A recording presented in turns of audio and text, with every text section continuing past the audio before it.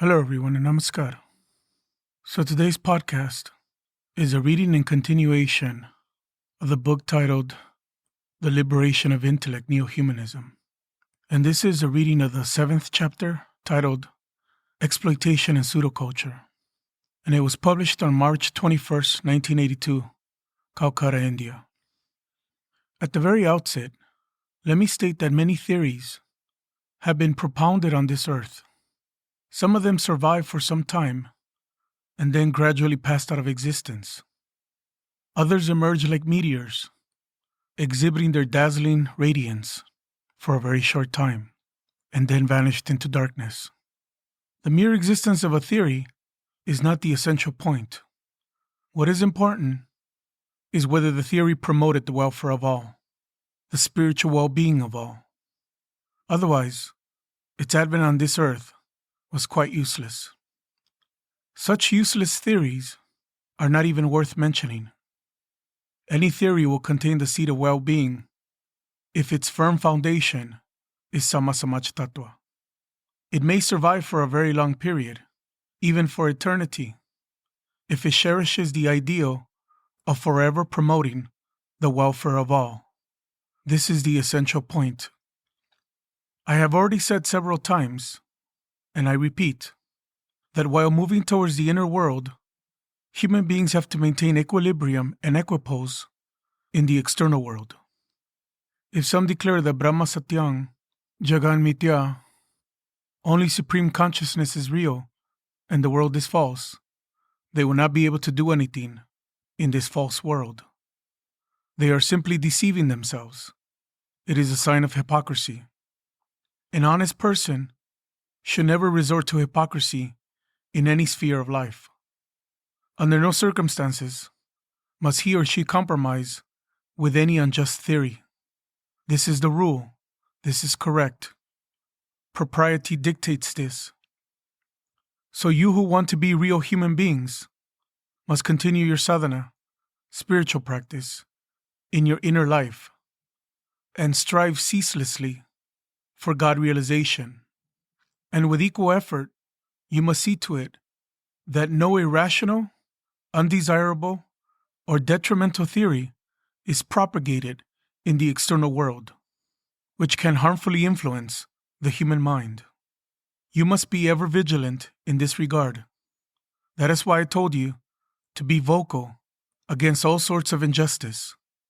Otherwise, your goal will not be achieved. In the objective world, human beings have their religious, cultural, political, and economic lives, and so on. Who can deny these? Whoever denies them must be an impostor. He or she is distorting the truth. Such people can never do any good, either for themselves or for their world. They always suffer from the disease of dualism. That is, there is no correspondence between their inner minds and their outer expressions. This psychology of duality within a single personality creates a very serious psychic disease, which will ultimately destroy them. Samasamaj Tattva, or Neohumanism, will liberate people from this disease of dualism, so they will be able to do good to themselves and to others, also according to their abilities. For everyone is endowed with some degree of ability. In this world, we find different varieties of group sentiment and social sentiment. For example, a small group may be composed of only a very few people, which we call a family. There are still larger groups, such as castes, communities, tribes, and nationalities. And behind all those groups, the same mental weakness, the same psychic disease is operating. As a consequence of this disease, people confine themselves within a particular group. And due to this confinement, they suffer from different types of complexes. Sometimes they praise and applaud each other, saying, "How fine this gentleman speaks. How nicely he acts." Actually, this applause comes from those who share the same psychic complex. Within a gang of thieves, One of them says appreciatively, "Oh, the sleight of hand of such and such other thief is marvelous. He has made a fool of me." Here one pickpocket is praising another because they belong to the same group. But one who does not belong to that gang of pickpockets will never appreciate it. In actuality, it so happens that a person belonging to a group whose boundaries are larger will always disparage and denounce a group whose boundaries are smaller. The person who is concerned only with his own family and nothing else merely goes to the office, strolls home, and reads the newspaper. Those who have formed a group on the basis of caste, the organizers of the All India Such and Such Association, what will they do? They will criticize that person, saying, "He is concerned only with his family." Again, those who are involved with a slightly larger community, the All India Such and Such Society, will say about them, "Pooh, they are concerned only with their caste." Is this proper? But those whose minds are still more expanded, what will they do?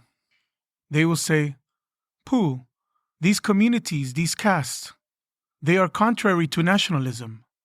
If we concern ourselves with caste, community, etc., it will weaken the foundation of our nation. They are enemies of the state. They cause harm to society by spreading communalism and other narrow ideas." They forget that they are all suffering from the same disease. The only difference is one circle is slightly larger than the others. They may indeed be quite conscious of the fact that they are all suffering from the same disease, but still they propagate these sorts of ideas because they are motivated by selfish interest. Thus, those who confine themselves within a specific circle, regardless of its circumference, all come within the scope of social sentiment. Where there is no such limitation or confinement, where social sentiment is transcended, I call this general humanism. But this is not something noble to gloat over either. Now, in social sentiment, it happens that a certain group exploits another, and that exploited group, in turn, exploits a third. In Hindu society, you will notice that there are many divisions of caste, high and low. You will hear many people saying lightly, "It is the Brahmins who are responsible for all this." But the same person who holds the Brahmins responsible will refuse to touch the people of a caste slightly lower than his or her own, so as to not pollute oneself by their contact. Still others hold 2 or 3 castes responsible, but they themselves also refuse to touch lower caste people. A person of the low Tentule Bagdi caste says, "Dule Bagdi caste people are lower than me, so I will not touch them." But the same Tentule Bagdi caste person complains, "We are ruined by the Brahmins." In fact, these are all expressions of the mental disease I referred to. One who is confined within a certain circle condemns other groups. You should never hold any particular caste or community responsible for the ruin of the society. This is completely false. You yourself are responsible for it. Now, those who are courageous enough to speak out this truth in clear language, those who say, "Shatter this bondage of limitation," their path is called the path of revolution. And those who say, "Everything will be done gradually, why so much haste?" their path is called the path of evolution. They can never accomplish any glorious task. There are still others who say, straightforwardly, No, how can I contradict the way followed by my ancestors, my father, my grandfather?" They are reactionaries. They suffer from a mental disease. They are afraid to accept the new. They suffer from fear complex. They utter high-sounding phrases, but their hearts are filled with fear complexes. Not that they are terribly reprehensible. They say outwardly, "We are just doing the same as our ancestors did." But their ancestors used to wear wooden sandals instead of shoes, and shawls instead of tailored shirts, eat gur, raw sugar, instead of refined sugar, and drink water from wells instead of from taps. Do they follow this also? I know a certain lady who never drinks tap water because, according to her, people of all castes work in the waterworks. How can I drink such water? She drinks only pure Ganges water, as if that water were touchstone by the holy Brahmins.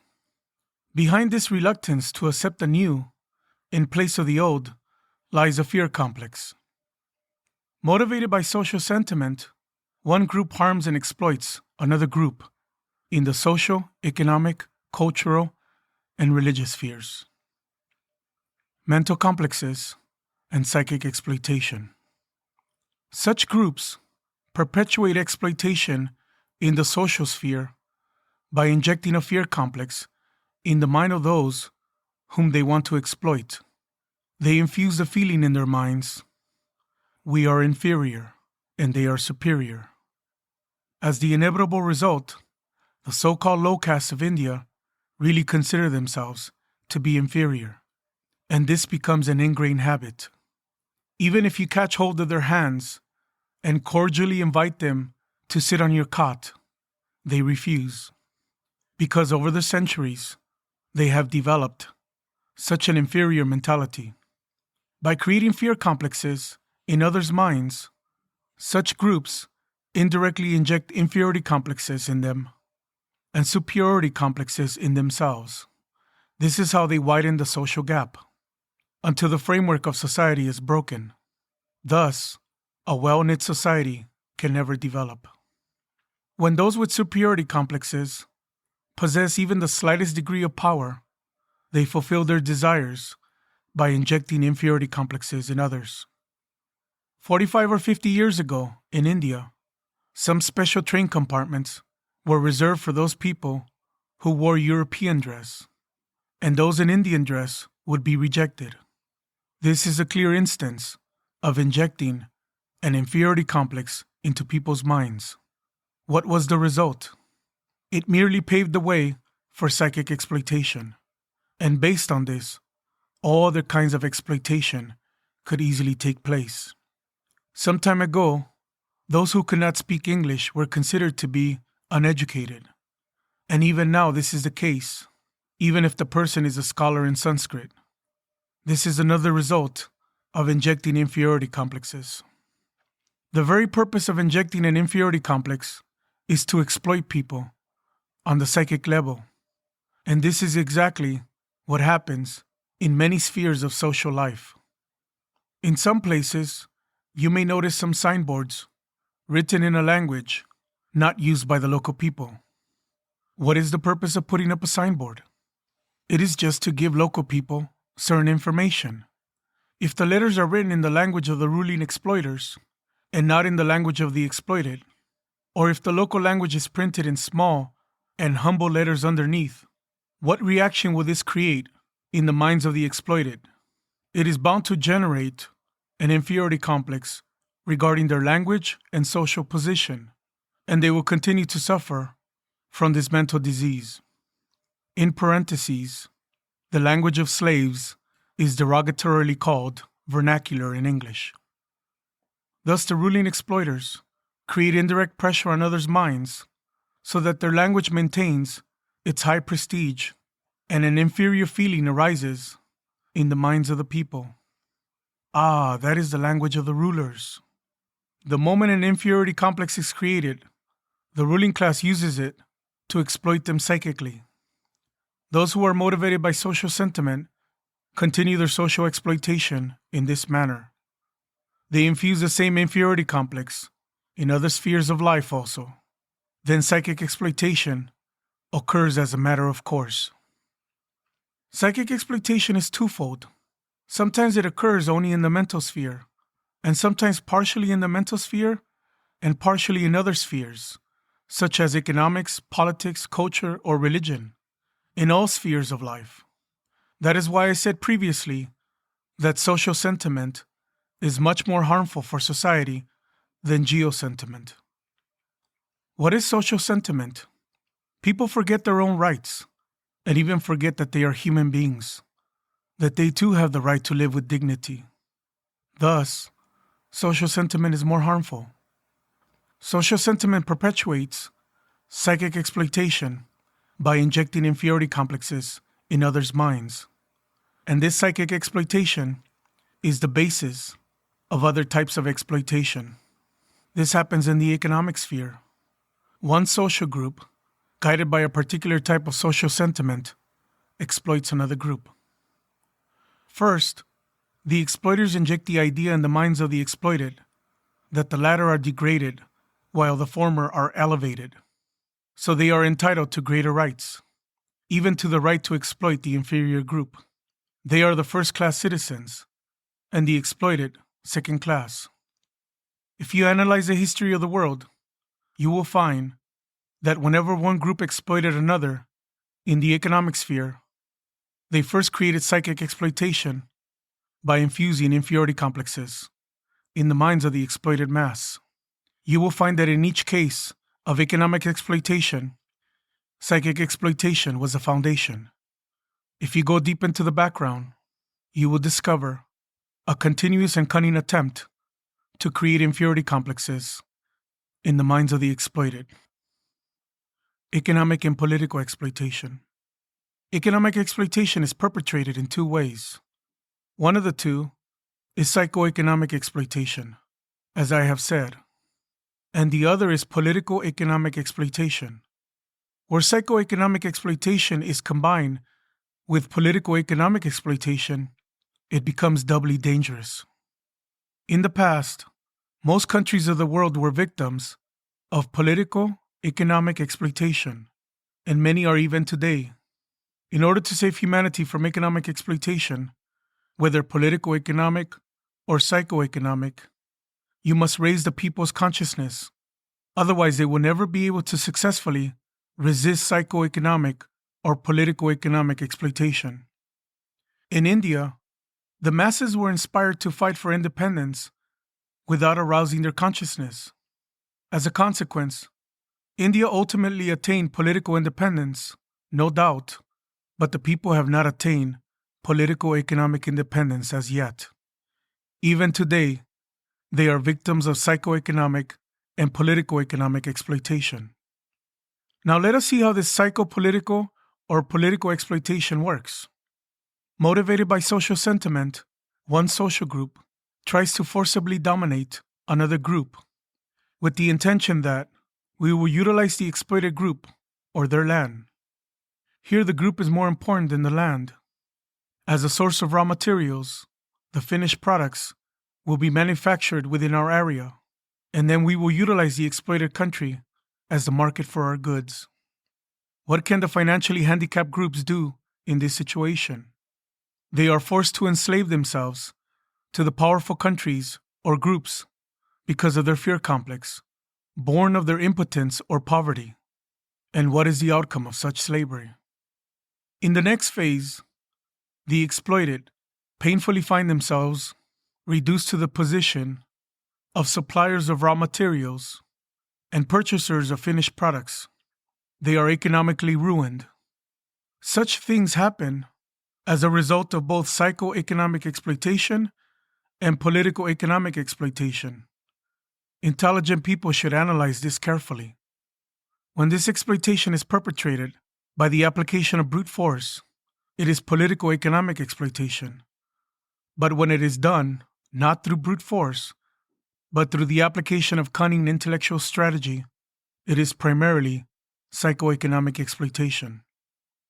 Now, whatever may be the nature of the psychoeconomic or political economic exploitation, its inevitable outcome is that the exploiters not only exploit the people directly or indirectly, but also govern them.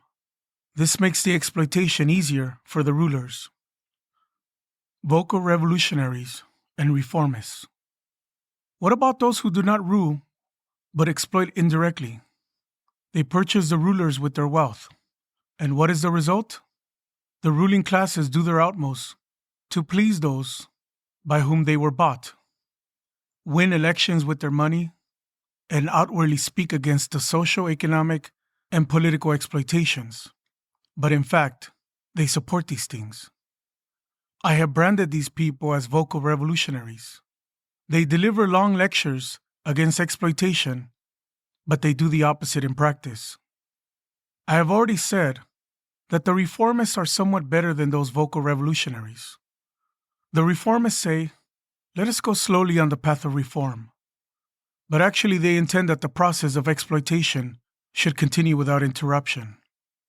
There were many reformists in the world, but in reality, they did not want the welfare of the society.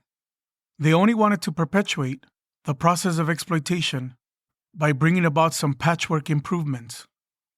You may have observed many people in the world who deliver long lectures against caste discrimination and untouchability, saying, no, all are equal.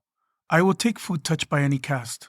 If you give me filtered water in a clean glass, I will not hesitate to swallow it.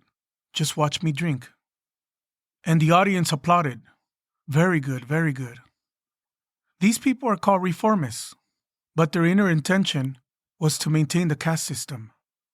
Had they really wanted to remove caste discrimination, they would have declared, the cause of this untouchability is the caste system. Because of the caste system, discriminations have emerged between high and low, touchable and untouchable, one caste and another. So let us first of all break the bondage of caste. If they had had the courage to proclaim this directly, they would have become revolutionaries. But they lacked such boldness, and thus they did enormous harm to humanity by delaying revolution. The reformists of any age are not the well-wishers of society. Rather, they seek to preserve the defects of society by any means. They are motivated either by a fear complex or by a despicable cunning. And when awareness finally dawns on those who were so long exploited in the political-economic field, the reformists lose their prestige and also their popular support. Those who have been exploiting directly on the political-economic or the psycho-economic levels and indirectly supporting other exploiters are bound to ultimately lose their popular support, because when the people's eyes are open, no tricks or stratagems can succeed.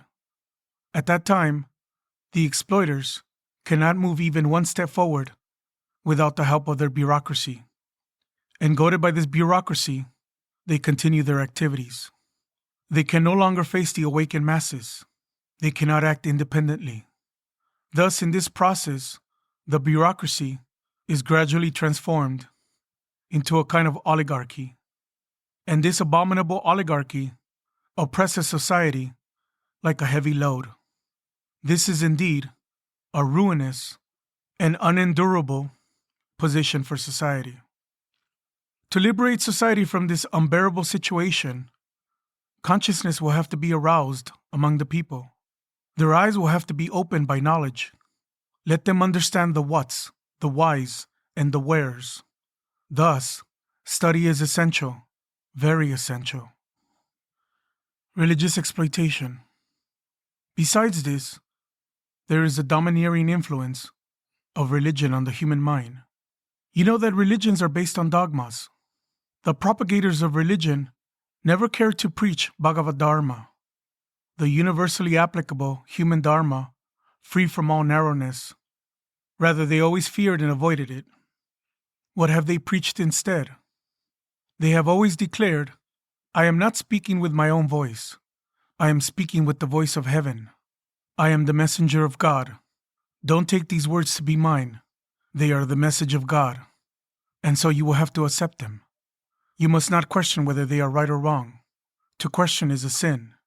If you question, your tongue will fall off. They have tied the noose of dogma around the people, so that they fear to take a single step over the line, thinking, how terrible. If I do so, I will burn in hellfire for eternity. Thus, those who sought to confine different groups within the bondage of dogma in the aforesaid ways are the so-called religious leaders or gurus. They have done enormous harm to the human society. The various religious groups have fought many bloody battles because their dogmas were totally contradictory. If one group turned to pray towards the north, the other turned towards the south. Their leaders, meanwhile, fulfilled their own petty selfish interests, saying, "These are God's commands." In this way, one group has tried to capture another group to be its arena of exploitation. As in the socio-economic political field, so in the religious field. They have tried to create satellite groups. For instance, an affluent group tries to utilize a less developed group as its satellite group. That is, they want to obtain the raw materials and force them to buy the finished products, which they produce in their own factories. It occurs just this way in the religious field also. And being supported by the money of those who want to create satellites, the propagators of religious faiths idle away their days. Most of these propagators of religion are not even aware of the fact that they are helping the exploiters create satellite groups, but some are doing it consciously. You must awaken those religious people who are not aware of what they are doing, and make them aware. Let the ideals of Neohumanism reach their ears and be implanted in the core of their hearts. With their liberated intellects, they will throw all their illusions into the dustbin. But those who are deliberately propagating dogmas as the agents of injustice will become furious and violent when they hear the propagation of truth. Let them so become. Let them fill their cup of sins to the brim. Their destruction is inevitable. Their annihilation is the inexorable decree of fate. So in the sphere of religion also, if you look carefully, you will see that behind those who have been knowingly or unknowingly operating the machinery of exploitation, there are certain wealthy parties. Those parties want to create their satellites. In every sphere of life, you will find such wealthy people in the background. Cultural exploitation through pseudo-culture. Now, there is another aspect, culture. As you know, the subtler and sweeter expressions of human life are generally termed culture. Suppose someone offers you food. You may eat without washing your hands and feet, or you may eat after washing thoroughly. The refined manner of eating in a hygienic way is called the culture of eating, while those activities expressing the subtler and sweeter aspects of life are called culture in a general sense. Human culture is one, though there are some local variations in its expression. But a particular group which is motivated by social sentiment to exploit others tries to destroy the local cultural expressions of other groups. It forcibly imposes its language, dress, and ideas on other groups, and thus pave the way for exploitation by paralyzing those people psychologically. This is how people guided by social sentiment perpetuate exploitation in cultural life. This is occurring throughout the world. Is it not your noble duty to save these simple and persecuted people from exploitation? Certainly it is.